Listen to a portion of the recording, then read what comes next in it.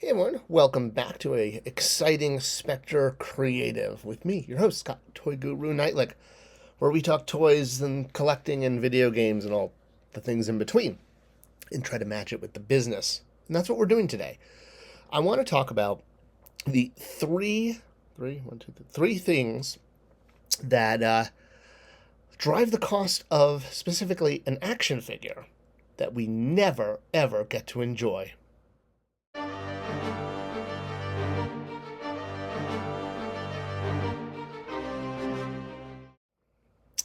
All right. So I've done a couple of videos before in the past talking about what physically goes into, say, an action figure, right? And for the most part, it's plastic and paint, right? So this toy is made of plastic and it's painted, like there we go, right? Her deco on the sword and on her face and on her helmet, or, they think the King Queen example is Boba Fett has probably more deco on a basic figure than you will find. That's actually why this wasn't just a basic figure. Or maybe it was this. I can't remember which Boba Fett this was. If I paid a lot or a little for this one. I have so many. It's amazing over the years. But that's exactly why we're talking, because costs have gone up. And yes, figures that used to be just regular basic figures are now deluxe figures. So I've addressed this in terms of kind of the two big, call it elephants in the room. You've got the paint and you've got plastic, right? Plastic just starts off as these little pellets and then they get melted away and turned into anything that can, well, have a mold. And of course, there's the third component, which is the paper, which is the packaging for the most part. And well, there's plastic involved in the packaging too. The blister, if you will, is made of plastic.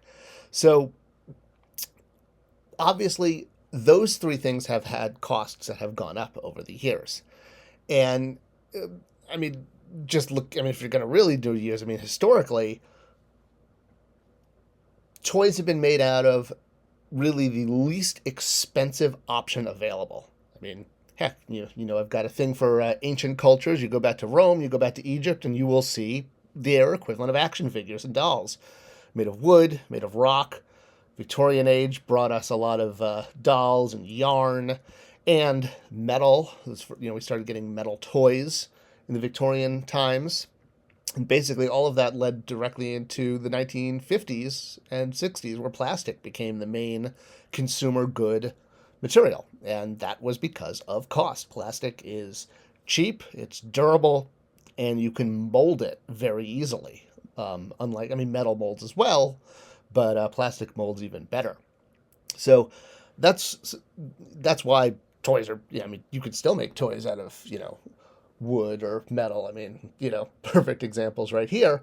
Nope, not as much articulation. You can have wooden toys with articulation and metal toys with articulation. The very first Superman ever was a metal toy.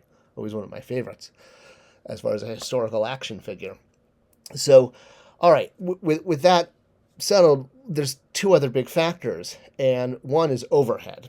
So overhead is the cost not just of, say, the employee salary, the sculptor, the designer, the legal, marketing, all the way to the salaries of people who never touch the toy, people in HR or security or the C-suite. For a large company like a Hasbro or a Mattel or a Spin Master, if you will, those companies have very, very high overhead. They also have to pay for the cost of real estate or rent, if you will, their building. I don't think Mattel or Hasbro owns their buildings. I know Mattel doesn't.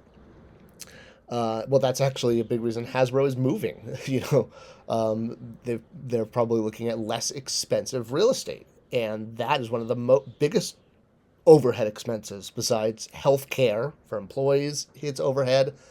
So all of this, the giant overhead cost of running a corporation, that usually hits the P&L at the very end and basically after the margin, but before profit, much like tooling, because overhead is a sunk cost and it doesn't go up or down depending on the toy. The toy cost can go up or down depending on how many accessories and how much deco it has.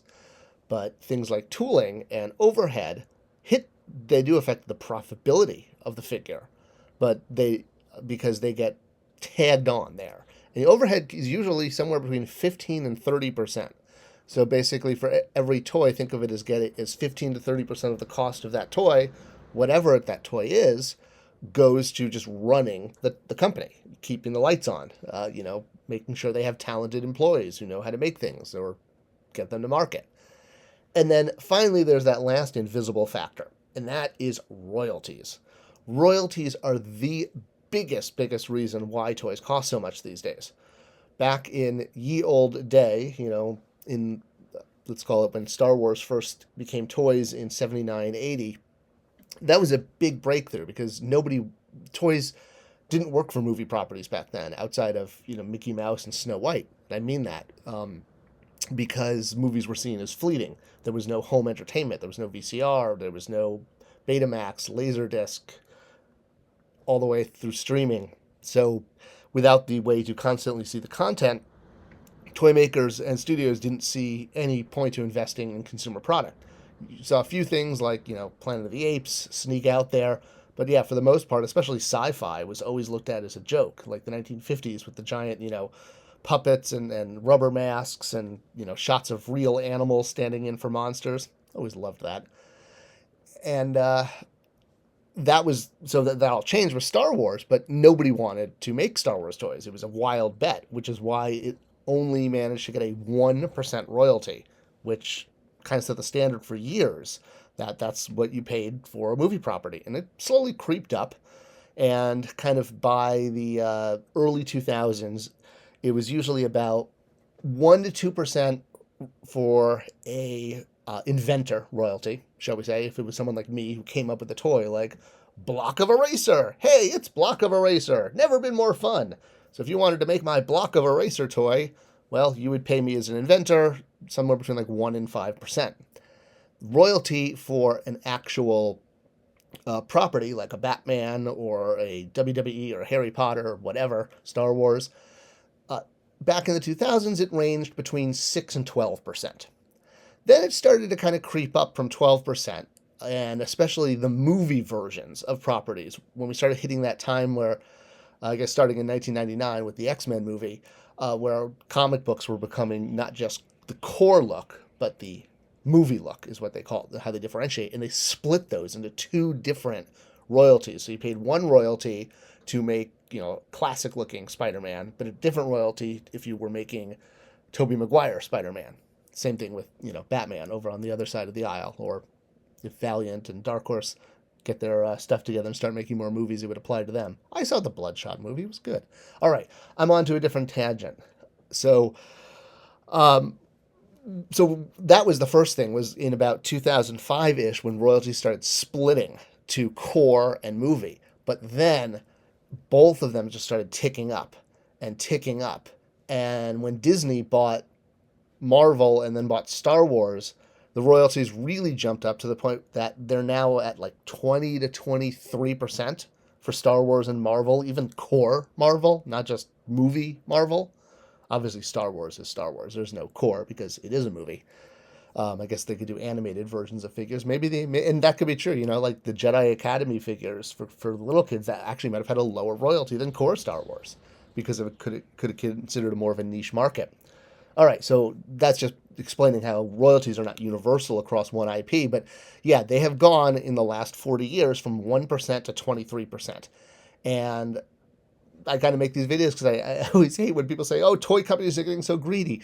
They're not getting greedy. They're making the same amount of operating or margin, if you will, that they've always made. And that's dictated by the people who own the company, the stockholders. They say you must hit this margin and this operating profit. So, yeah, those are those factors. And then, of course, labor. Labor, I think everyone knows, just skyrocketed, especially in China. And so labor and royalty are those two sort of factors and overhead. Three factors. Factor 1, labor. Factor 2, overhead. Factor 3, royalties. There will be 3 factors. And not enough Monty Python these days in pop culture, I swear. So yeah, you never see these. You never get to enjoy, like, oh, I get to enjoy the overhead, and wow, that's awesome royalty on this figure. Oh, check out my labor, how well I'm put together. Well, I guess you could enjoy that because, yeah, these are all handmade, hand-painted. And that is why, you can't argue with labor costs going up. And that's it. Those are the unknown, mysterious costs that you never get to physically touch that are part of action figure collecting. Hope you enjoyed this, and let me know other topics you'd love to hear me cover. And the best way, as always, to support this channel is to do all the subscription and sharing and bell ringing you can do. Thank you for that. I will see you guys in the next video.